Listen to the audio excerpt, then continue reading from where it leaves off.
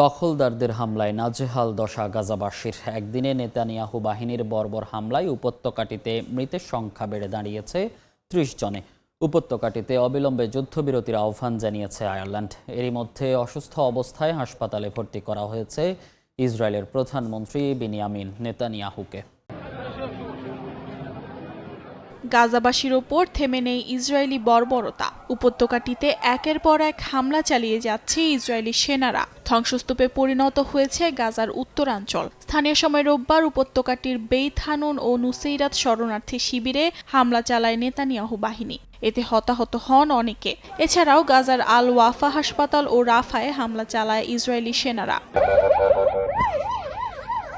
যুক্তরাজ্যে নিযুক্ত ফিলিস্তিনের দূত সামাজিক যোগাযোগ মাধ্যম এক্সে জানান, ইসরায়েলি বাহিনী গাজার উত্তরাঞ্চলের অবশিষ্ট আহলি ব্যাপটিস্ট হাসপাতালেও জ্বালিয়ে দিয়েছে। আন্তর্জাতিক সাহায্য সংস্থাগুলো শুক্রবারের হামলায় গ্রেফতার হওয়া কামাল আদওয়ান হাসপাতালের পরিচালক ডাক্তার হুসাম আবু সাফিয়াকে অবিলম্বে মুক্তি দেওয়ার আহ্বান জানিয়েছে। এর মধ্যেই গণমাধ্যম আল আকসায় দেয়া এক সাক্ষাৎকারে হামাসের এক কর্মকর্তা জানান, যুদ্ধবিরতি এবং ইসরায়েলি বন্দীদের মুক্তির বিনিময়ে ফিলিস্তিনি বন্দীদের মুক্তির জন্য বাধা সৃষ্টি করছে ইসরায়েল।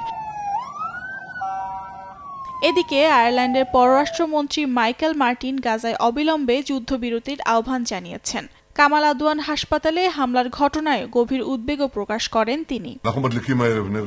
এদিন অসুস্থ অবস্থায় জরুরি ভিত্তিতে হাসপাতালে ভর্তি করা হয় ইসরায়েলি প্রধানমন্ত্রী বেনিয়ামিন নেতানিয়াহুকে। অস্ত্রোপচার করার পর তিনি সুস্থ আছেন বলে জানায় হাসপাতাল কর্তৃপক্ষ।